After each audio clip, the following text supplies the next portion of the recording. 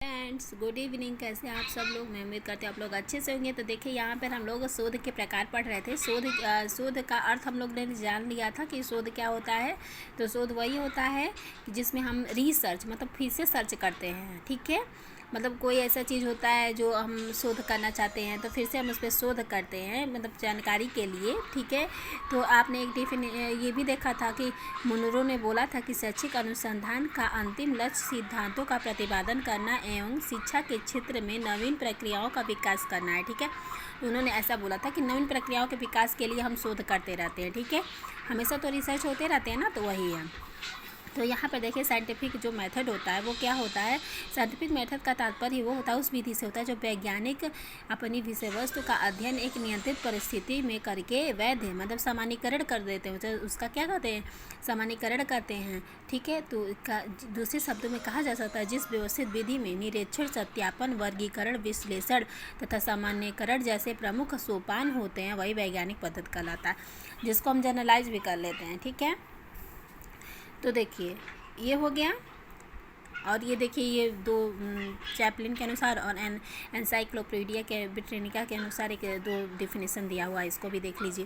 फिर यहाँ पर लिखा वैज्ञानिक पद्धति के जो चरण होते हैं समस्या के पश्चात आइडेंटिफिकेशन ऑफ प्रॉब्लम। पहले हम उसको प्रॉब्लम को खोजते हैं, फिर क्या करते हैं? फार्मूलेशन ऑफ द हाइपोथेसिस का हम फार्मूलेशन करते हैं। फिर क्या करते हैं? अराइविंग एट इम्प्लीकेशन आप हाइपोथेसिस थ्रू डिडक्टिव थिंकिंग। ठीक है, फिर उसके बाद collection and analysis of evidence. फिर उसके बाद क्या करते हैं? प्रकल्पना की जांच करते हैं। मतलब ये होता है इसका मेथड। ठीक है, फिर लिखा है विज्ञान की पूर्व परिकल्पनाएं। प्रकृति विधि सम्मत होती है, व्यवहार का स्वरूप नियतिवादी होता है। इस तरह से वैज्ञानिक पद्धति के तत्व कौन कौन से हो गए? ऑब्जर्वेशन कर सकते हैं, प्रिडिक्शन उसका कर सकते हैं, उसको कंट्रोल कर सकते हैं। फिर क्या कर सकते हैं? आइडेंटिफिकेशन ऑफ कॉज, मतलब कारण का हम आइडेंटिफिकेशन भी कर सकते हैं, ये बताया गया। फिर वैज्ञानिक पद्धति के अभिलक्षण क्या हो सकते हैं? फिर ऑब्जेक्टिविटी होता है, एक्यूरेसी होता है, रिपब्लिकेबिलिटी होती है, मतलब अनुकरणीयता, जिसको इंग्लिश हिंदी में बोलते हैं। फिर क्या होता है? परसोमनी होती है। ठीक है, फिर उसके बाद क्या होता है? निश्चित प्रामाणिकता या मिथ्यापनीयता भी होती है। फिर ये क्या हो गया? सामान्यीकरण, जनरलाइजेशन आपको कंट्रोल किया जा सकता है। फिर क्या होता है? ये देखिए, शुद्धता होती है, इसमें पूर्वानुमान की क्षमता होती है और सेल्फ करेक्शन भी होता है। इतनी हो गई। फिर वैज्ञानिक विधि की सीमाएं कौन कौन सी हो गई? शोध समस्या का चयन, परिकल्पनाओं के प्रतिपादन में, अनुसंधान के प्रारूप में, न्यायादर्श के चयन में, न्यायादर्श मतलब सैम्पलिंग। ठीक है, फिर परीक्षण उपकरणों के चयन में कठिनाई तथा सांख्यिकी और प्रविधि चयन में कठिनाई। फिर देखिए, वैज्ञानिक पद्धति के प्रकार कौन कौन से हो गए? हाँ, एक्सप्लोरेटरी रिसर्च होता है। ठीक है, फिर क्या होता है? एक्सप्लेनेटरी, एक जो होता है गवेषणात्मक अनुसंधान होता है, एक व्याख्यात्मक होता है। फिर एक क्या होता है? Descriptive research. तो ये सबका मतलब बताया गया है कि क्या क्या है। ठीक है, मतलब जो एक्सप्लोरेटरी होता है उसको हम ठीक से समस्या को समझने के लिए करते हैं, और जो वर्णनात्मक होता है यह समस्या के प्रत्येक पहलू का ठीक से समझाने के लिए होता है। ठीक है, इस तरह से दोनों का बताया गया है। अब आगे चलते हैं। आगे लिखा हुआ है वैज्ञानिक कार्यकलाप के रूप में शोध का लक्ष्य। इसमें समस्या समाधान होता है, फिर फार्मूलेशन होता है, फिर फ्यूचर प्रिडिक्शन होता है। शोध के प्रकार कौन कौन से होते हैं? एक हमारा जो होता है मौलिक या मूलभूत अनुसंधान होता है, एक अप्लाइड रिसर्च होता है, और एक जो होता है एक्शन रिसर्च होता है। ठीक है, जो हम लोगों ने एक बार पढ़ा था इसको। फिर आते हैं शैक्षिक शोध के प्रति उपागम। तो क्या क्या हो गया? गुणात्मक अनुसंधान, मात्रात्मक अनुसंधान। गुणात्मक और मात्रात्मक शोध में अंतर क्या होता है? तो ये देखिए, गुणात्मक क्या होता है? इसको कहते हैं क्वालिटेटिव रिसर्च की आवश्यकता उस समय होती है जब शोधकर्ता के पास समस्या से संबंधित ज़्यादा आंकड़े नहीं होते हैं। जब ज़्यादा आंकड़े नहीं होते हैं तो कौन सा हम अनुसंधान का प्रयोग करते हैं? क्वालिटेटिव।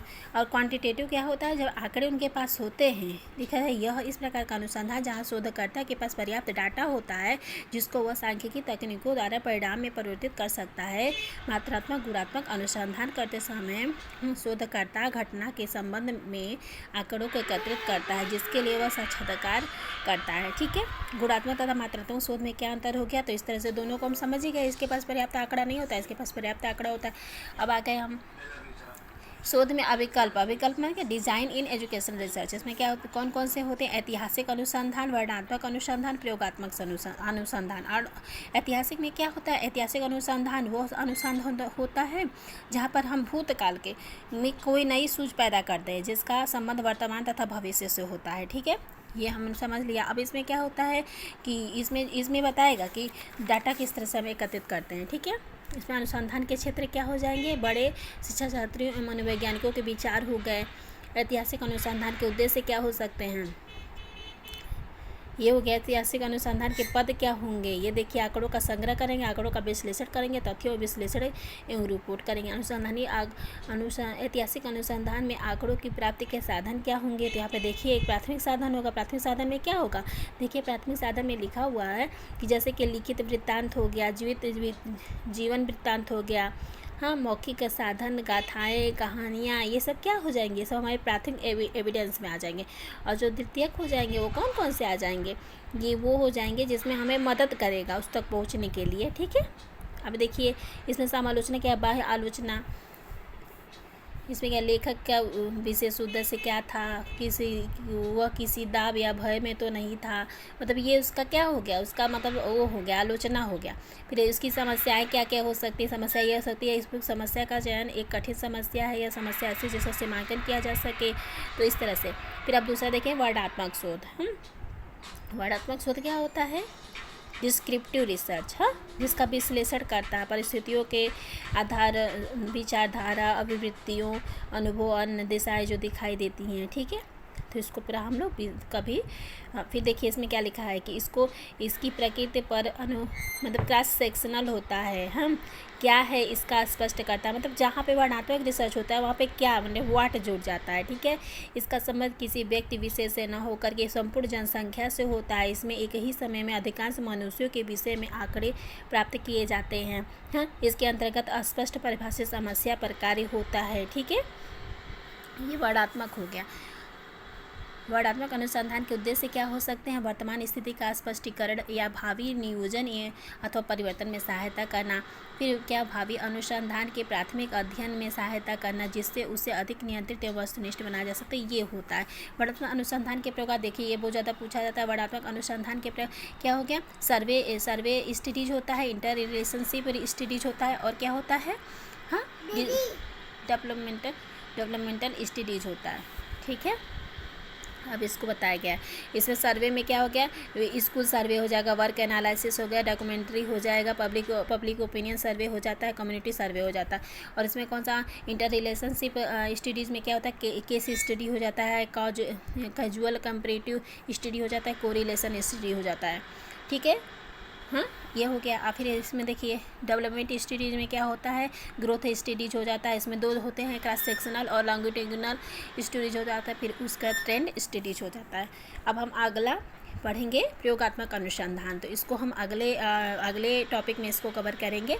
तब तक आप इसको देखिए और समझिए। ठीक है, अगर कोई कमियाँ हो तो मुझे ज़रूर बताइए, और मिलते हैं नेक्स्ट वीडियो में। तब तक अपना ख्याल रखिए। Okay, bye.